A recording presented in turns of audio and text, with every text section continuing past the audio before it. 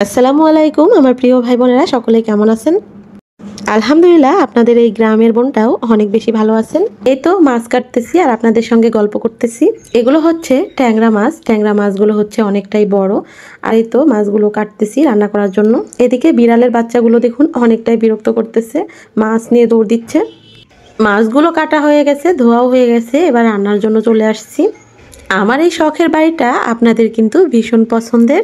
আমি সব সময় আমার মনের মতো করে এই শখের বাড়িটাকে গুছিয়ে রাখার চেষ্টা করি। এই তো সব কিছু রেডি, রান্না করব। আর এই তো দেখুন ট্যাংরা মাছগুলোর মধ্যে কতগুলো ডিম হয়েছে। আমাদের উত্তরবঙ্গের এই তো বিখ্যাত কুমড়ো বড়ি দিয়ে আজকের এই মাছগুলো রান্না করব আর তিলের ভর্তা করব। আর এখানে আমি একটু মশলা বেটে নেব পাটায়। আমার তৈরি ঘরোয়া মশলার গুঁড়োগুলো আছে। আর এই তো এখানে সামান্য শুধু আদা আর রসুনটাই বেটে নেব। দেখুন আমার আদা রসুন বাটা হয়ে গেছে। চালটাও ধুয়ে নিচ্ছি, ভাতটা উঠিয়ে দিব। মাটির চুলায় মাটির হাঁড়িতে ভাত রান্না করা হবে। আমার এই তো শখের ঘরের বারান্দায় 2 চুলা, আর এই 2 চুলাতেই একবারে রান্না করে নেব। এক চুলাতে ভাত হবে আর এক পাশে চুলাতে তরকারি রান্না হবে। তিলের ভর্তা করার জন্য এই তো তিলের খোসা ছাড়িয়ে নিছি আর এগুলো এখন একটু ভেজে নেব। যে কোনো ভর্তাই আমার অনেক বেশি প্রিয় আর এই তিলের ভর্তাটা অনেক বেশি ভালো লাগে খেতে। এই তিলের ভর্তা আমি মাঝে মাঝেই বানিয়ে খাই। ভর্তা করার জন্য এই তো শুকনা মরিচও ভেজে নিলাম, পেঁয়াজ রসুনও ভেজে নিলাম।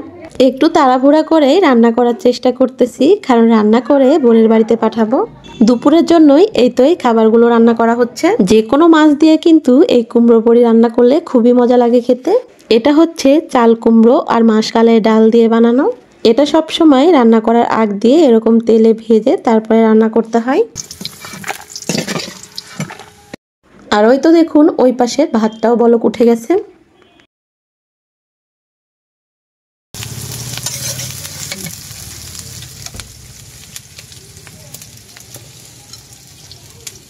চুলার উপরে পেঁয়াজ মরিচটা তেলে ভেজে নিচ্ছি। এদিকে আমি সব মশলাগুলো একসঙ্গে করে নিচ্ছি।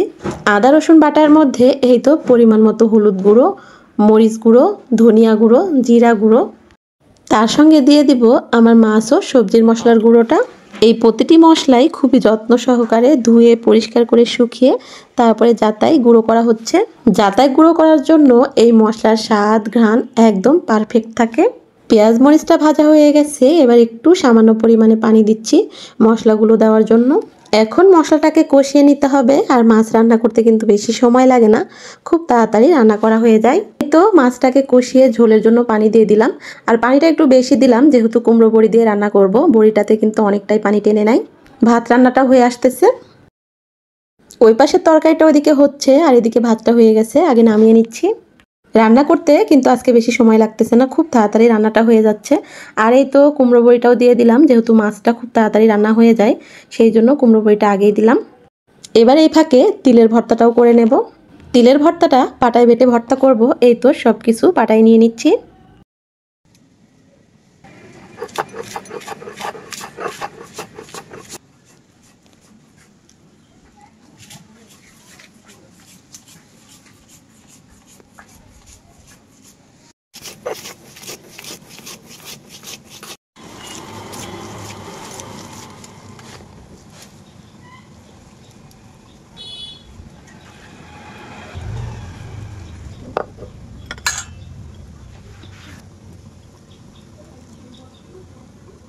তিল বাটলেই অনেক সুন্দর একটা ঘ্রাণ আসে, তার সঙ্গে আছে শুকনা মরিচ।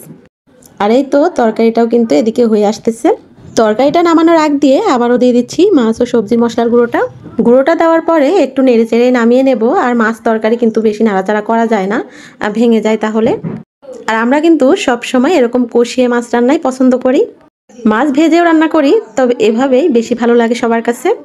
তিলের ভর্তার উপরে একটু সরিষার তেল ছড়িয়ে দিচ্ছি। এই তিলের ভর্তা দিয়ে আজকে অনেকটা পেট পুরে ভাত খেতে পারবো।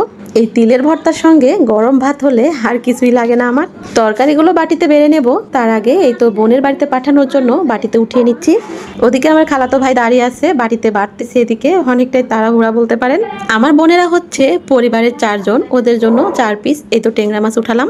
যে কোনো কিছু রান্না করে সবাই মিলে খাওয়ার মধ্যে অনেক বেশি আনন্দ লুকিয়ে থাকে, আর বলতে পারেন মন থেকে অনেকটা শান্তিও পাওয়া যায়। আর এই তো বাকিটা তরকারি বাটিতে বেড়ে রাখলাম আমাদের বাড়ির জন্য। এদিকে ভর্তাটা দিতে মনেই নাই, তাড়াহুড়া করে একটা পলি আনছি, সেটাতে একটু উঠিয়ে নিচ্ছি। এরকম ঝাল ঝাল ভর্তা বাচ্চারা তো খেতে পারবে না, সেই জন্য বোনের জন্য পাঠাচ্ছি। পলিটা বেঁধে দেওয়ার সঙ্গে সঙ্গে আমার মা হাতে নিয়ে দৌড়। ওই তো দেখুন রাস্তায় ভাইটা দাঁড়িয়ে আছে। এই তো মাটির হাঁড়িতে রান্না করা গরম গরম ঝরঝরা ভাত প্লেটে বেড়ে নিচ্ছি ভর্তা দিয়ে খাওয়ার জন্য। ভর্তা দেখলে আর লোভ সামলাতে পারি না।